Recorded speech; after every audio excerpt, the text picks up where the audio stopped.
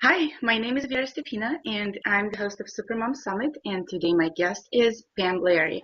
She is a mother of three amazing women and grandmother to two wonderful boys. She is a director of LabelGMOs.org, the grassroots group that sparked California's Proposition 37 in 2012. She works locally, statewide, and nationally with grassroots groups and others to continue to fight for GMO labeling and other food issues. Hi, Pam. Hi, How are I'm you? doing well, thank you. Oh, good. I'm so excited to have you here Yeah. today, and I think our interview is going to help a lot of people, a lot of women, a lot of mothers hmm to figure out the thing with GMOs and what we should be afraid of and what should we not be afraid Right. of, because obviously we don't know that many things about it. So, but first let me ask you this. What's your story? How Sure. did you come to do what you're doing now? Sure, Tell sure. us. Well, I'm almost 58 years old, so I've had, and I've done a lot of different things. And years ago, in the late 1980s, I was a midwife. And I got to help a bunch of babies get born at home, and it was just lovely. Uh, and then got really involved with nutrition and interested in real whole foods because that's really what makes for a healthy baby and a healthy life. And then a little while later, I was a farmer. Between all this stuff, I have a great interest in organics. I've always eaten organic foods just because I like it tastes better to me. I like the fact that I don't have to worry about a whole bunch of chemicals. And oh my goodness, I'm reading a new book called Poison Spring, and it's just really an interesting one. But anyway, that's a little off the topic there. Um, like I said, I've always been interested in health, and I am also I love science fiction and geeky sorts of stuff like that. I love science and the way that our brains work and how we can discover all this stuff. So when I started hearing about genetically engineered things, at first I thought, oh, this is kind of interesting, I mean, wow, what science can do and the way our brains could. But then I started thinking about what I knew, and I started reading about science in general and how we don't really know what we don't know. And I there's this phenomenon that I call the oops factor, where the stuff comes out and everybody gets all excited and they don't know what they don't know, and then 20 years later we're going, oops, so sorry, we've poisoned you and your children and the rest of the planet. And oh, by the way, you guys can clean it all up. And we'll just walk away. We'll switch off this part of our company and go bankrupt so that we don't have to be responsible.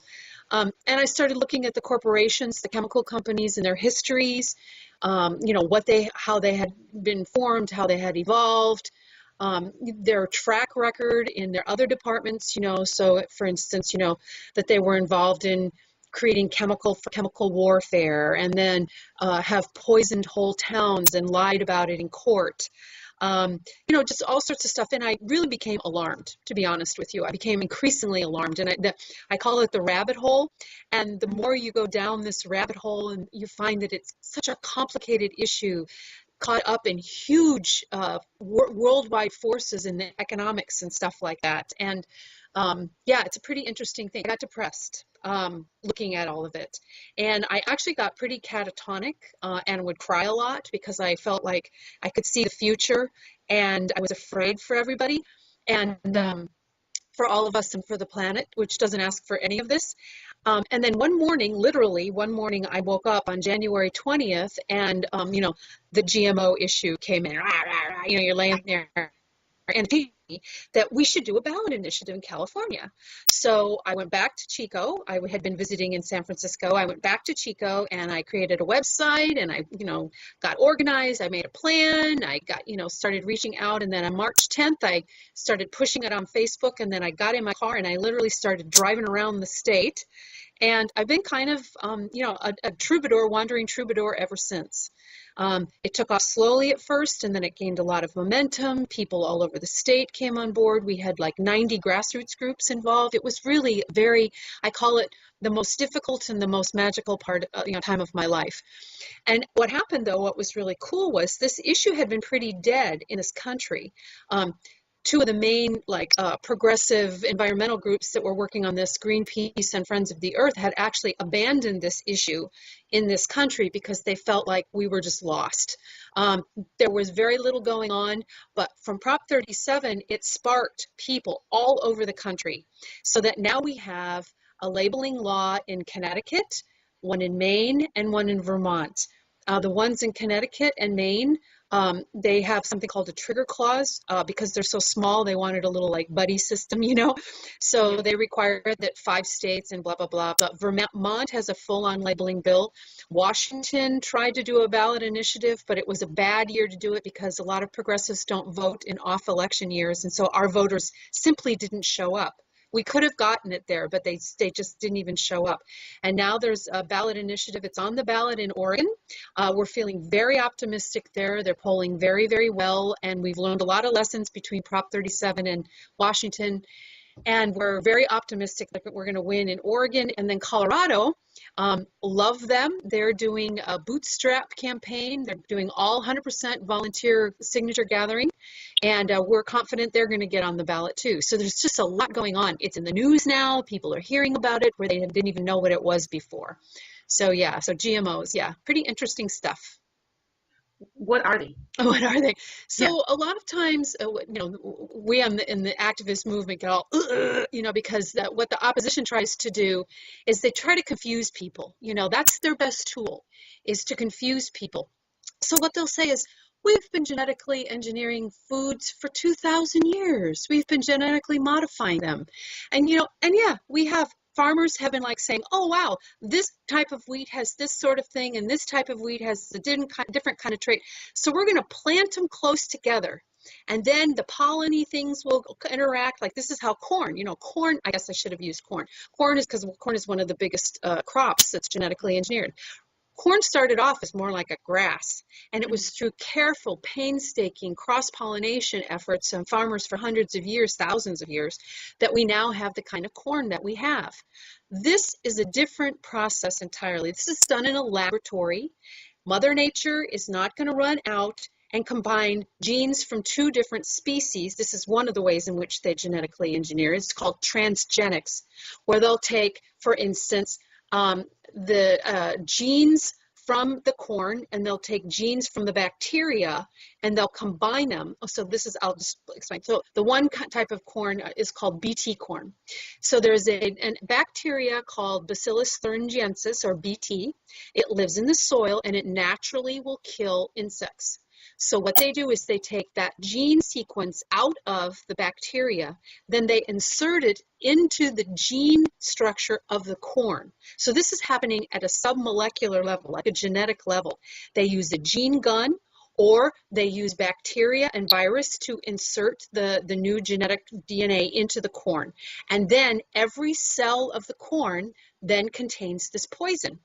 And when it's a pesticide, or an insecticide, also called a pesticide. Then they take this corn and they plant this corn in the field, and the bug eats the corn and the bug dies. But then they also take this corn and they feed it to all the animals in the farms, and it also ends up in our tortillas and our corn chips and our cornflakes. Okay. So that's one of the ways that they genetically engineered. It's the most prevalent here in this country. There are new processes which are frightening to many of the scientists I talk to even more, where they simply turn certain gene expressions on and off. It's a very simplistic way to explain it. They just take a trait and then they silence it, or they amplify something. Now, studies in China have shown that the molecules and the genes from the food that we eat enter into our cells and molecules. Okay, so then they don't know what is going to happen, because sometimes though they interact. So what's going to happen to our cells? What's going to get turned on and off in our cells? We don't know. We don't know. And a lot of people will say, well, this is another one. There have been 3 billion meals served with these things, and no one has ever gotten sick. That is, first of all, a very patent misrepresentation and twist again. I don't think anybody would question, anybody my age in particular, anybody who's a school teacher would question that there's something going on with our children. I talk to teachers all over this country. 1 in 3 children has an allergy. Like 1 in 68 children has autism when it was like in the tens of thousands in, years ago.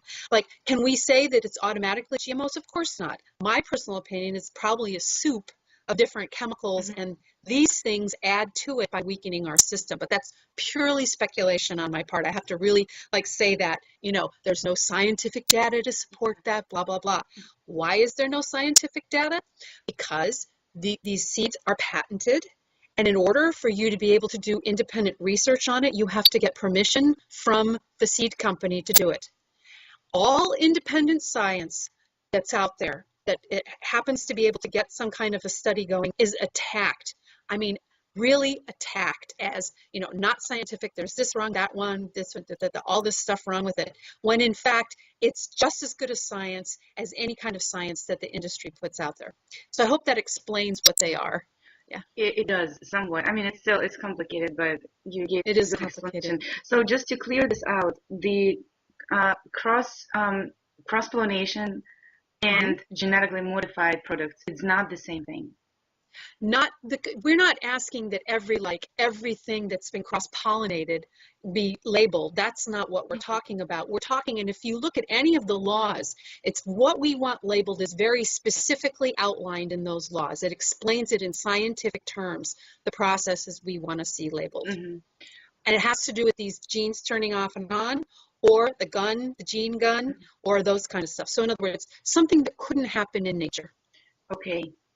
So my next question, why are they produced, the genetically modified foods? In the United States, well, there's all sorts of theories. Like if you were to talk to the companies that make them, the chemical companies that make them, they will tell you all sorts of good PR lines about why they're created. They will tell you they increase yield, that they're doing these to create better corn. And if you look at a recent USDA report, you will see that it is the traditional hybrid crossing that is increasing the yield, not the genetically engineered portion. And in fact, their data shows that there is no increase in genetically engineered corn over conventionally bred hybrid. And in fact, in many cases, the conventionally bred hybrid outperforms in yield over the genetically engineered type of corn. So that's one of the reasons. It's an overarching, it's a dream of the future. It's the potential. It's kind of like the Silicon Valley bubble. We can do all of this stuff for the future. So we're going to start with these things here in the United States. The two main traits that things are genetically engineered for, like the vast majority, is one thing called Roundup Ready, which means that Roundup is an herbicide that people use in their yards, as long as it contains the most active ingredient. It is called glyphosate. That's the active thing that kills. It is a metal chelator, so it binds the metals in the plant so that the plant dies. It does some other stuff too, but anyway, that's the main mechanism by which it kills the plants. And what they do is they make the corn, they make the soy, they make the sugar beets Roundup Ready. They call it an alfalfa now, Roundup Ready, so that when the Roundup is sprayed on the plant does not die, but the weeds supposedly die around it. And for a while they did, but now we have weeds that are resistant. So that's one other way. And then the other main trait here in the United States is that BT trait, and that's mostly in the corn and then also cotton. So, but the overarching reason that they talk about is, we have to feed the world, which is also a lie, because, there are whole reports written on how that talking point is wrong. And I can go into all that kind of stuff later. They're supposed to increase yield. We've already talked about that. They're supposed to make our plants more drought resistant, when in fact we have data that show GMO plants take more water than less, and that again, it's the conventional that is more drought resistant, not the genetically engineered, and that they again try to mix those up to confuse the issue. So basically, just to sum it up, what are the pros and the cons of using, or in terms of human health? Are they safe? Are they not safe? Oh, that's a huge debate. That's probably the biggest debate. If you talk to somebody who is pro-GMO, they will tell you, there are different websites that will tell you that there are 400, 500, 600, 600, 1,700 studies that will say that these things are safe. That's not what most of the studies say. Most of the studies are, well, they say all different kinds of things. They might say that that what they see is that there aren't any problems, but when you look at the raw data, they don't have the studies long enough to be able to show problems. So for instance, if I was to smoke a pack of cigarettes, most likely I would not get ill for the first, that first pack of cigarettes. I probably wouldn't even get cancer if I smoked a pack of cigarettes, one cigarette a day for 5 years. But if I'm smoking a pack of cigarettes a day, we all pretty much know this now, that if you smoke a lot of cigarettes, there's a really high probability that you're very, very susceptible to getting cancer. Okay, we know that now. Same scientists that did all that kind of research back then are involved in food now, the same PR companies and scientists, and it's the same thing they're saying. Oh, there's no problem. We fed 3 billion people, not one problem. And we're saying we don't know the long-term effects. Studies show that there are problems. There are problems in animals, but even with problems in animals, that doesn't automatically translate to humans.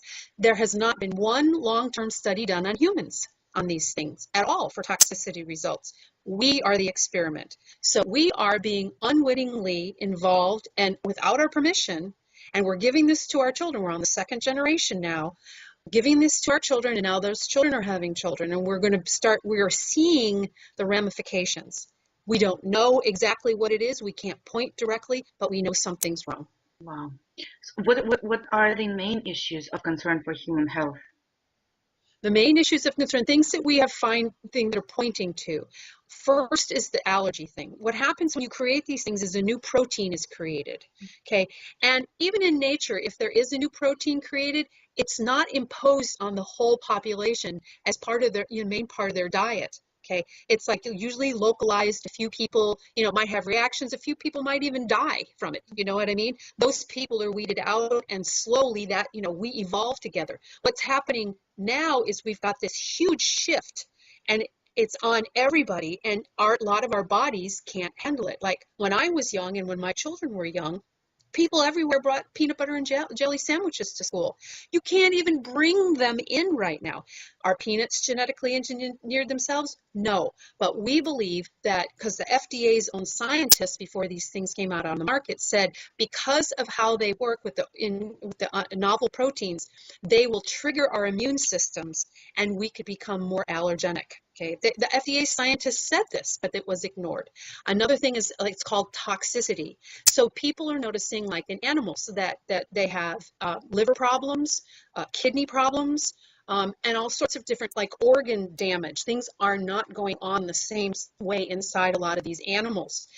There was one study that was incredibly controversial in France that was released in 2012, where the authors there, because the industry studies are the only studies that that our government looks at and says, we'll just listen to you guys because you guys can do the studies and we'll just take your results. So they do the studies for 90 days, which is basically the equivalent of like a 25-year-old in humans. And they'll say, oh, no problems, these people aren't dying, these animals aren't dying. But when other scientists look at them, they notice that, the beginnings of these toxicity results, okay, in the liver and in the intestines and in the stuff. So this study in France took that same study, they exactly replicated. In this case, the company was Monsanto. I don't like to single them out because they aren't the only company. But in this case, it was Monsanto, the type of corn that was over in the EU to grow. But instead of just doing the same study that Monsanto did with the same number of rats and everything, they extended it out to the full life of the rat, okay, instead of just 90 days. So what happens to those rats? They got incredible tumors on them, not cancer necessarily, but large tumors, and he was attacked. The magazine eventually pulled his thing because a former employee of Monsanto's got on their editorial board, but it's been republished, and it's an ongoing, controversy and debate because they don't want this information out there. So that's a long answer. It's a complicated issue, but enough so that we say, hey, you guys with the white coats, while you're hashing this out there, please let us at least have a label so that we can decide if we want to participate and we want our children to participate in this Yeah, good point. experiment. What about the environment? So we know how it might affect our health. How does it affect our environment, or how will it affect? Yeah, well, what we know for sure with our environment is that it is creating what we're calling them super weeds. And the reason we call them that is because they have become resistant to Roundup or glyphosate. So that when the field is sprayed now, they just go basically and just keep growing. Pigweed is one of them, and it's created, not only do they not die, but they are, for whatever reason, becoming like the chicken that ate New York or something like that. They grow faster, sometimes 6 inches a day. And the farmers can't do anything with them. They eventually have to go in there with machetes to cut them down. That's one thing. Another thing that we're very much documenting now, the GMO crops, you can't just talk about GMO crops without talking about the pesticides. Like I said, there's been 400 million extra tons of this stuff, or pounds sprayed on our crops, the Roundup. People will say, oh, well, we don't have as much, insecticide because of the BT. Well, it's not sprayed necessarily, but now the plants have become the insecticide. So I say that's a wash. But at any rate, those insects from the BT, they're becoming resistant to the BT. So we have the corn is no longer being able to be, it's getting root damage again. The yields are going down again. What else? The glyphosate runs off into the rivers and into the glyphosate is everywhere. It's used, let me see, environmental issues. These things are fed to pigs and cows in confined animal feeding operations, where the animals, many people consider them tortured. They aren't supposed to be eating this kind of stuff, and they get sick, and so there's more antibiotics. We've got the monarch butterfly because the glyphosate or Roundup is being sprayed everywhere. It's killing the milkweed, which is the procreative place where that monarchs go. So there are fewer monarchs now. I just read an article about how birds are being affected because of this stuff. It has huge environmental impact. Some people are saying, I haven't been able to find the exact data, but you can find articles online, which you don't automatically go to, but that in terms of climate change, because the glyphosate isn't also an antibiotic, remember I said it chelates minerals, so one of the other things it does is it's an antibiotic. It kills the bacteria in the soil. And the soil is what keeps the bacteria is what keeps the soil alive. It's what helps break stuff down and brings us nutrient and pulls nutrients from it into the plants. That's dying. Another thing that happens when you kill all that stuff in the soil is that the soil no longer can sequester the carbon from the atmosphere. And there are calculations that there is more soil, there's more sequestration of carbon in soil than there is in the rainforests. So it's got a huge impact on the climate. This is why I'm saying it's a big rabbit hole, and it covers a lot of stuff. But I guess the scariest thing is that we don't know enough. We don't know enough, and there's contamination issues. Some people in Oregon recently did a ban because they were planting genetically engineered sugar beets next to their organic chard seed farms. And sugar beets and chard are in the same family, so they cross-pollinate. And some farmers lost their contracts up there because of the fear of contamination. The corn is being contaminated. The canola is another plant that gets contaminated, and it can contaminate other sorts of plants. We don't know once we throw this technology out there what is going to happen. Some studies will say that it eventually, the trait, will come out, in multiple generations. Other studies I've read show that it's a stronger trait, like I think in wheat, that was one that I read. So, but like I was saying, we just don't know. We have no clue what we're doing. Does it mean that know. we should not eat corn at all? I don't eat it. If people will ask me, so let's get back to practicalities. This is for moms. Okay, so this is a lot of really scary information. Okay, and some moms will just forget it, man. It's it's too late or something, but it's not. We're making huge changes in the system, and I talk to people all over the world, and I talk to farmers who do a lot of the sourcing. You know, they grow a lot of the stuff for like Nature's Path or some of the other organic companies out there that don't use GMOs. And it's shifting because of what we're doing. And so moms, every time you buy something at the grocery store, you are doing a major, like you're voting with your dollars, you are changing the world, okay? And it might seem really scary and it might seem overwhelming, but if you start with one thing, just one thing, okay, and just like make slow transitions. Like if your child has a bunch of allergies or is ill with something, you might want to think about hooking up with a health practitioner and going on a GMO-free and organic, because both are equally important, diet. And organic should mean that it's non-GMO, and they cannot use GMO seeds. There's a problem with a little bit of cross-contamination with the corn, but if just personally, I want to be real clear, if I had a choice between buying something labeled non-GMO and something something organic, I would choose the organic. So I just want to be, because we're having problems anyway. So take one thing. Take maybe, for instance, high fructose corn syrup. High fructose corn syrup is made out of genetically engineered corn, okay?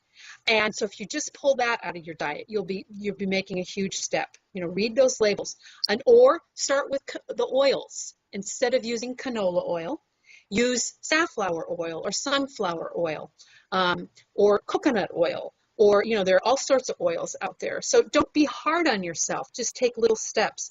There's a great website called Moms Across America. It was started by a friend of mine named Zen Honeycutt, and she's organizing moms, and she has some great tips on there. Robin O'Brien is another great resource. Healthy, or I think her organization is called Allergy Kids or something like that. But she's a great resource for you to learn a little bit and not make it too, you know, hard on yourself, and to be gentle with yourself.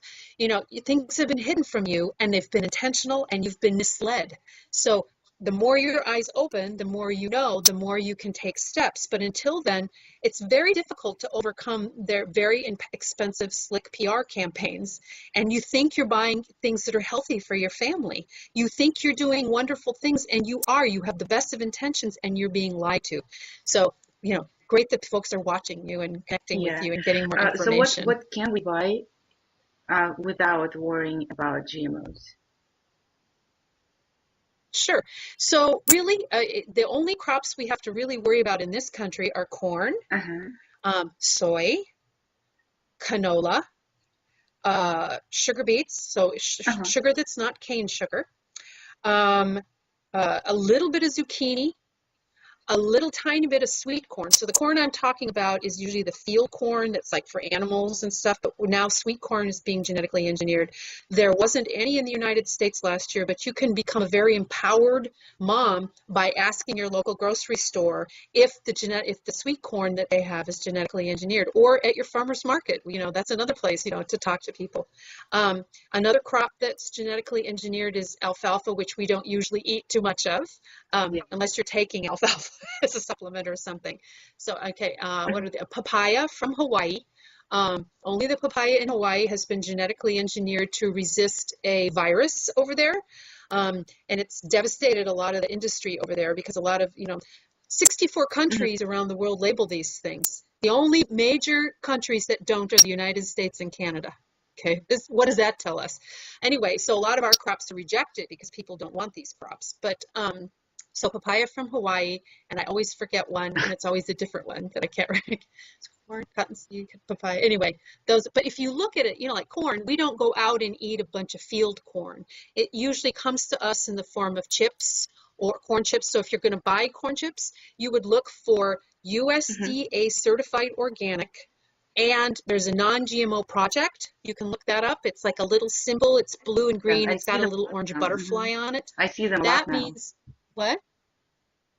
Yeah. Well, since Prop 37, they've just exploded. And they test all the stuff, and they test, and in order to pass the certification, it's 0.9% or less genetically engineered by weight in there. And that's the same standard that the European Union has. We've kind of gotten to the point where we can't be 100% GMO free guaranteed in corn and in soy. and canola, but you know, if you want to try and keep it down, look for those little symbols. And if you can't find the little blue butterfly on the leaf, at least get USDA certified organic. Um, so that's what we do is we just and a lot of people will say, well, I can't afford it. I don't know where your listeners live, but I did an experiment one day. We have Safeway up here, which would be like Vons in Southern California, and I went into and compared prices in the organic section and the regular section, and the organics were cheaper than same comparable thing, like their corn chips, organic corn chips were cheaper than the Doritos. The organic strawberry spread was cheaper than the Smuckers, same shape bottle and everything. So it just takes a little like trusting, you know, and looking a little bit deeper rather than, you know, going to, and, you know, Whole Foods is great, but Whole Foods is very expensive, and Whole Foods doesn't have 100% organic, and you still have to watch out for GMOs there. They've talked about labeling their stuff, but they're not, you know, not completely labeled. So I'm not saying I don't shop at Whole Foods. The only time I shop at Whole Foods is when I'm traveling and I don't trust the little, I always go to the local stores first. You know, shopping at your farmer's market, you know, getting to know your, you know, your farmer. That's what I do. I know I can go out to their farm and I know what I'm going to find, you know, or my co-op, you know, my local co-op. Or you can buy stuff in bulk online. It doesn't have to be an expensive way to eat unless you eat a lot of, you know, like organic grass-fed beef, you know, or something like that. Then the price is going to go up. But there, you know, really, it's not as expensive as people And you think also mentioned that it is. organic usually it should mean that there are no GMOs. What do you say it should mean? Yes. Well, because the organic standards require that you not use genetically engineered seeds when you grow, and organic is a process. So the organic standards allow or disallow certain things to put on it, or, you know, like processes that you can use, like you can't spray this, but you can do this. Okay, so you're supposed to start with genetically engineered seeds, but particularly in the case of corn, nobody tests. The government doesn't test anything. So it could be genetically engineered corn and the farmer doesn't know. There also can be cross-pollination, you know, because corn is what they call a high cross-pollinator, as is alfalfa. So you could plant non-GE corn and it could, you know, be contaminated by pollen interaction from other genetically engineered stuff. Now, organic farmers, particularly in the past 5 years, are taking very, very strong measures to try and help ensure that that doesn't happen. They lose money for it, and that's one of the reasons why some organics are a little higher. So, for instance, they are required, and this is another one of those issues, they're the ones that have to protect themselves over with these crops, rather than the people that make them taking responsibility for contaminating the world. Okay, so the organic farmer has to create a buffer zone, and they have to like plant at odd times so that they're not pollinating at the same time that the GMO people are planting. So that's what I'm saying. It should not contain GMOs, and you're probably getting something that it doesn't have GMOs. But I am a truth teller. You know, and I cannot look in a mother's eyes who's looking at me and who trusts me and not tell her about the considerations. Because another piece of that is if we don't talk about this stuff, then we can't fix it. You know, if we haven't been talking about contamination issues in organics, so it's happening more and more. You know, and until we start telling the truth about it, it'll just get worse until it's too late. So I do like, you know, be forewarned, but also, like I said, if it was me, I would choose something USDA certified organic over just somebody that makes the claim that they're non-GMO. Does it mean that whenever, if we decide to grow our food, like I grow tomatoes, I grow some herbs, some greens, I have some fruits and vegetables in the garden, so it means that I always have to buy, or I should buy organic seeds, right? You should buy. Don't worry too much about those crops because they aren't even on the market right now. I have zucchini and I have summer squash. What? Oh, zucchini. Yeah. Okay. So zucchini, you didn't mention that one. Okay. Yeah. So you buy from either organic seeds or places like Baker Creek Heirloom Seed Company. They test for genetic. You just need to ask your company, and there are more and more seed companies that are doing that. Yeah. So zucchini, if you grow well, now you have to ask about the sweet corn. If you're going to grow that, you have to ask if it's been tested. and then the zucchini and a little bit of, so it's squash, a little bit of Hmm. zucchini and also yellow crookneck squash. It's genetically engineered to avoid a virus. But it's less than 20% of all of the seed on the market is that. And I don't even know if it's just for large producers that they sell that or Uh-huh. if they include that in the home garden. But yeah, just if you buy from, and you can look it up online, seed companies that test for GMOs, and you can find that Baker Hmm. Creek is one of the Okay, main cool. ones, but they're not the only So one. here's one more question. Oh, okay. So where can I get products that don't have GMOs? You mentioned local markets. Local. You can, yeah, everywhere, every local markets, yeah, grocery stores. Hmm. Again, it just requires that you read labels. Most of these things, like I said, are there.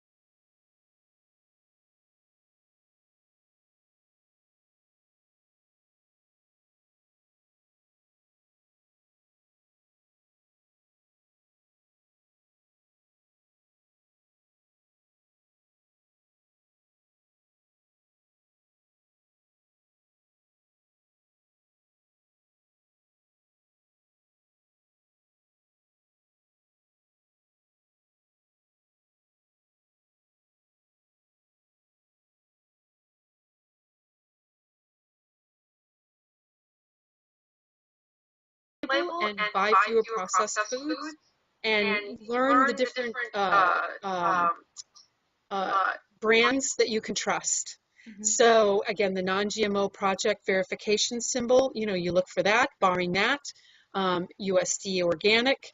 And if you don't have either one of those, then you just look at the ingredient list. And if it has a lot of corn, you may want to reconsider. If it has canola oil, reconsider. Trader Joe's tests their stuff, and they have very strict standards to get in there. A lot of people don't believe them, and Hmm. so they keep testing. And my understanding is from the people who would love to catch them lying, Uh-huh. they've been pretty good in their brand, not their things that aren't their brand, but in their own brand. However, I read labels all the time, and I don't eat canola oil, Uh-huh. and their stuff has a lot of canola oil. So it's not like you can just walk. I feel safe just walking into Trader Joe's and like I can buy anything. I still read the label, um, and there's a lot of stuff I have to let go of there. But like I said, safe anywhere in the shopping aisles. I think I would love to see.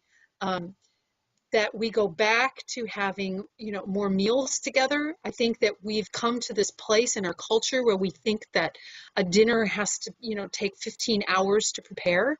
Yeah. And, we can find ways to cook real food, healthy food. My daughter is 35 and has two boys, and she's, started making her own ketchup even. And, for the first time, I like ketchup. And she's like, I am so angry that we've been told we can't make this stuff.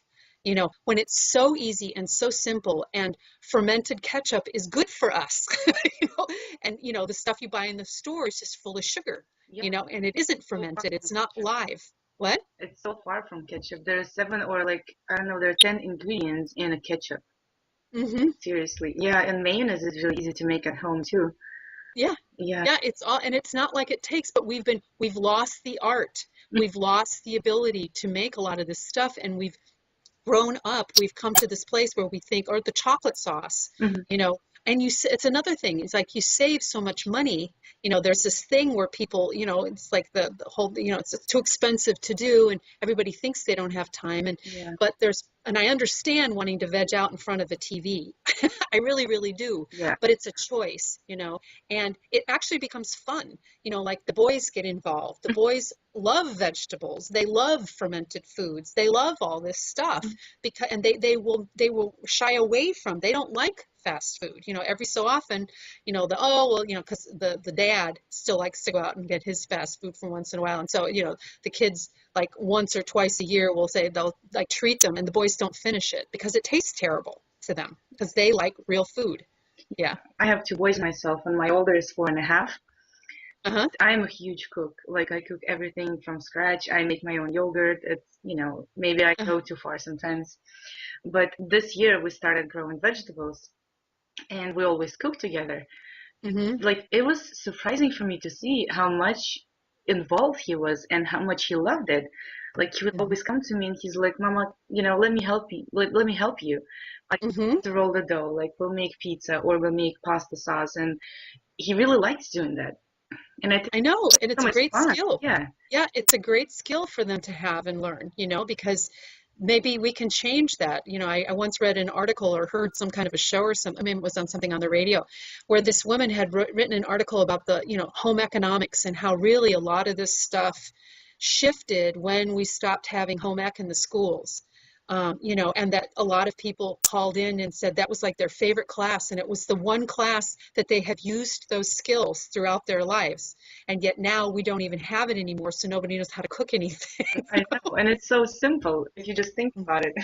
Mm-hmm. Yeah, yeah. But I love what's going on in our culture. It's not on the main news, but if you look around, things are shifting. I do live in California, so a lot of times, maybe we live in a bubble here, Yeah. but I hear about it all across the country because I'm in contact with people, internationally, Slow Food International, they're a great organization. Um, Local, sovereignty issues, food sovereignty issues like, Mhm. CSAs. My community is doing all sorts of sustainability stuff and permaculture stuff and how to survive in the wild sort of stuff. And wow, look at these weeds in the park. You can eat them, you know. And I hear that going on all over the country. And I think there's more of a shift happening than, that we're all aware of, that we acknowledge. Yeah, at least we're making changes. Yeah. Yes. Yeah, yeah, yeah. And It's pretty yeah, cool. what I like, that we give people choice. Hmm. So, Me okay, too. so this thing, it does have GMOs, but it's your choice whether to buy it or not buy it, and whether to eat Exactly. it or not eat it. And I think Exactly. even just doing that, it's already so amazing. Yeah, that's what I like too. I think, and that's one of the reasons I continue to work on this so that we continue to have a choice. Yeah. Well, thank you so much. Yeah, I that we think, continue to have an option for an open what? no, go on, go on. I just said that we continue to have options in food, and we continue to have a choice, and we continue to have food sovereignty and food freedom. Mhm. So yeah, thank you so much. Yeah, thank you so much, Pam. And I hope that we kind of cleared a little bit and people will understand a little bit more about GMOs because Yes. obviously this is such a confusing subject. We hear a lot about it, but Hmm. we don't know much about it. Well, I hope now that we do because now Yeah, a little I bit do know more. a And lot more. Yeah. visit us. Yeah, visit us at labelgmos.org, and we have information there for people, and get involved. It's a lot of fun. Great people work on this issue. Well, Thank you. yeah, thank you so much. And again, Okay, this is Vera Stepina, and I'm the host of Supermom Summit. I hope you all enjoyed our interview, and we'll see you all tomorrow. Thank you. thank you. Bye-bye. Thanks, Pam. You betcha. Uh, Good luck with the summit. Thank you Okay. so much. This is wonderful. I just wanted to ask you something. It's not for the interview, it's just for my own record. Uh-huh. How big is your reach? Like,